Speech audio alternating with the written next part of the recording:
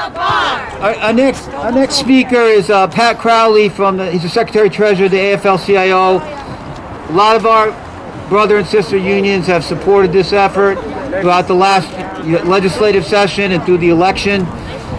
This is something that people need to understand is not going away. We will be here. We'll be here at the next election in whatever it is, 18 months, 20 months. We'll be here the next election.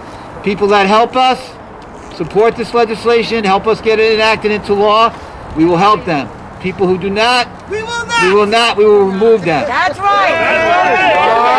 The last person who failed to figure that out is no longer a state rep. Amen. Okay? We don't say that with an attitude. We don't say that with a vengeful mind. We say that with the responsibility of being an elected official comes you have the authority to fix problems.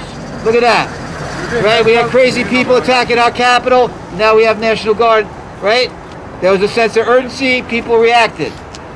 There's violence and death going on in nursing homes every day when people are left, as Shirley described, unattended or have to wait or fall. How many people know someone who fell because they were trying to get up and we couldn't get to them quick enough? Raise your hand. It happens all the time. We know it happens all the time. If that's something that we can prevent and we don't prevent it, that's violence. Because we could have stepped in and we didn't. Right? So the state can act. They need to act. We need them to act on our behalf and on all the residents to honor Dr. King. I want to bring up Pat Crowley from the AFL-CIO. Thank you. Thank you, Brother Quinn. Thank you, everyone, for having me here. Listen, I stand here, the proud grandson of a CNA, the son of a nurse, and the father of a nurse. Healthcare is very personal to me, just like it is to every one of you.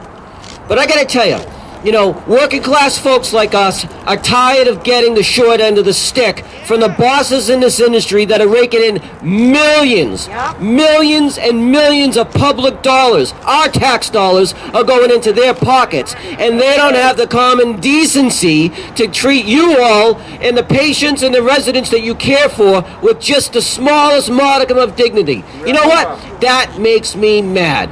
And I want to be able to tell every single one of those bosses, the eyes of the working class of Rhode Island are on you. We know where you are. We know what you're doing, and we're not going to take it any longer. It's time to pass this legislation. It's time to make sure that the residents that you care for have everything that they need, and if they're not willing to do it willingly, we'll make them do it, because we don't stop fighting. That is the only message that they need to know. Whether it's today, tomorrow, the next day, we will not be going away, and they gotta get used to it. So keep fighting. We are all standing with you. Thank you, Patrick.